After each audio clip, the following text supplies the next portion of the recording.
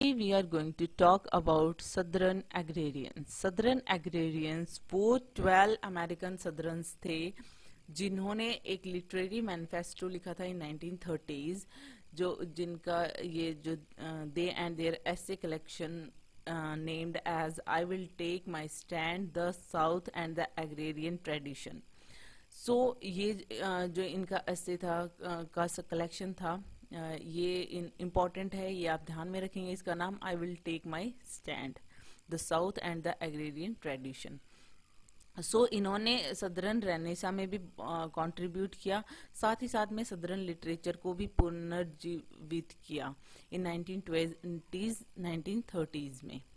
ये जो लोग थे, ये जो मेंबर्स थे, ये वैंडरबिल्ट यूनिवर्सिटी इन नैशविले से बिलोंग करते थे। सो इस यूनिवर्सिटी का आप ध्यान में रखेंगे कि ये जो हैं बिलोंग करते थे वैंडरबिल्ट यूनिवर्सिटी से। अगर हम देखें कि ये सदरन एग्रेरियंस कौन से थे, ये 12 थे कौन, तो ये the 12 authors of the Southern Agrarians manifesto I will take my stand, जो कि मैंने बताया जो 12 लोग थे इनको सदरन एग्रेरियंस मेंबर्स कहा जाता है। ये 12 थे जिन्होंने ये manifesto I will take my stand लिखा था। सो इनके नाम हैं John Crowe Ransom, Robert Penn Warren, Donald Davidson, John Gould Fletcher, Henry Blue Kline, Lyle H Lanier, Andrew Nelson Lytle, Herman Clarence Nixon, Frank Lawrence Owsley, Allen Tate, John Donald Wade, Stark Young, Richard M Weaver. ये जो 12 members हैं इनका आप नाम ध्यान में रखेंगे। The 12 authors of the Southern Agrarians manifesto I will take my stand. इन्हीं 12 मेंबर्स में से जो हैं जॉन क्रो रैनसम, ये इस जो ये ग्रुप होता है, ये जो मेंबर्स हैं इनके जो हैं अनऑफिशियल लीडर होते हैं। बाद में रॉबर्ट पैन वैरन जो है ये मोस्ट प्रोमिनेंट मेंबर बन जाते हैं, रॉबर्ट पैन वैरन। तो इनका नाम आप ध्यान में रखेंगे। और ये जो मेंबरशिप बनी थे, दैट मीन्स ये जो मेंबर्स बने थे ये फ्यूजिटिव ग्रुप से आए थे।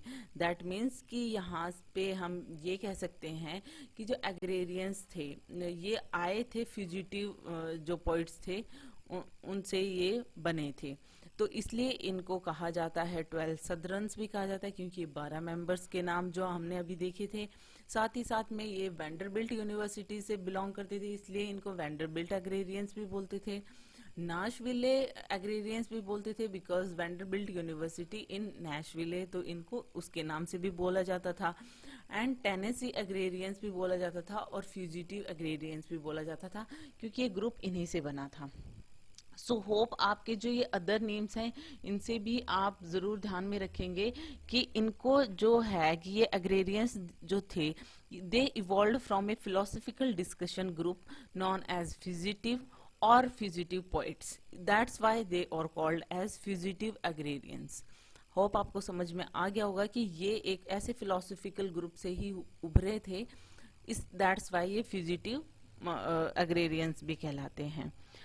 सो ये इन नामों से भी जाना जाता है, ये आप जरूर ध्यान में रखेंगे। साथ ही साथ में और भी इनके जो हैं the agrarians were frankly reactionary in their resistance to industrial capitalism and insisted that southern rural and small town culture offered the best antidote to it.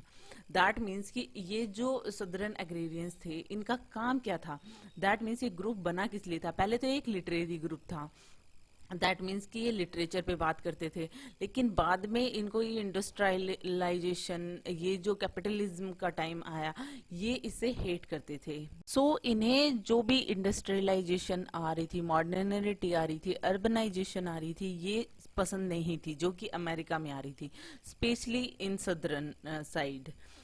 तो एग्रेरियंस जो थे वो इन्फ्लुएंस थे विक्टोरियन राइटर्स से, जैसे Thomas Carlyle, John Ruskin, William Morris, और जो भी फ्रेंच राइट विंग ट्रेडिशन जो चला आ रहा था ये सारे उन्हें पसंद थे।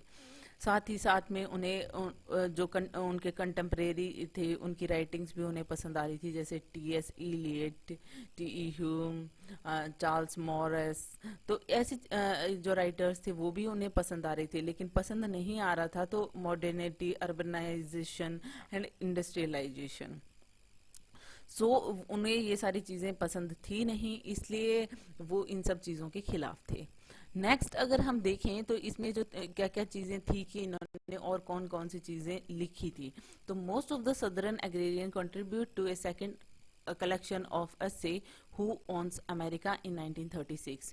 और इसी तरीके से जो सदर्न एग्रेरियंस थे उनमें से मोस्टली जो सदर्न एग्रेरियंस थे उन्होंने कंट्रीब्यूट किया, और यहाँ पे सेकंड जो essay का कलेक्शन है जिसका नाम था हु ओन्स अमेरिका, तो इसका भी आप ध्यान में रखेंगे नाम, which was published in 1936, and the agrarians were the most prolific contributors to the American Review, edited by Seward Collins. Robert Penn Warren emerged as the most accomplished of the agrarians. He became a major American poet and novelist, winning the Pulitzer Prize for his 1946 All the King's Men. That means कि यहाँ पे जो एग्रेरियंस थे वो यहाँ इसमें the American review में भी कंट्रीब्यूट करते हैं, जो कि द अमेरिकन रिव्यू को एडिट किया था सिवर्ड कॉलिंस ने। दूसरी तरफ रॉबर्ट मैन वॉरेन जो हैं ये बहुत ही ज़्यादा मोस्ट अकम्पलिश्ड एग्रेरियंस बनकर इमर्ज हुए थे, और इन्हें जो है पुलिट्जर प्राइज भी मिला था, और ये एक अमेरिकन पोइट और नॉवलिस्ट थे, और इन्हें जो पुलिट्जर प्राइज मिला था वो 1946 में ऑल द किंग्स मैन के लिए मिला था। सो होप आप ये भी याद रखेंगे कि दैट मीन्स इनके जो ऐसे का कलेक्शन है उनका नाम आप जरूर याद रखेंगे। जैसे फर्स्ट कलेक्शन था I will take my stand, दूसरा है who owns America, second one की मतलब कौन कौन इसके प्रोमिनेंट मेंबर थे, और जो 12 जो सदर्न एग्रेरियंस है उनका नाम याद रखेंगे। साथ ही साथ में जो यहाँ पे रॉबर्ट पेन वॉरेन है जिन्हें पुलिट्जर प्राइज मिला था, उनका वर्क है ऑल द किंग्स मैन के लिए। सो होप आपको ये समझ में आ गया होगा। Hope you like it. If you like it, please hit the thumbs up button. Please subscribe the channel. Put your views and suggestion in comment section. So thank you.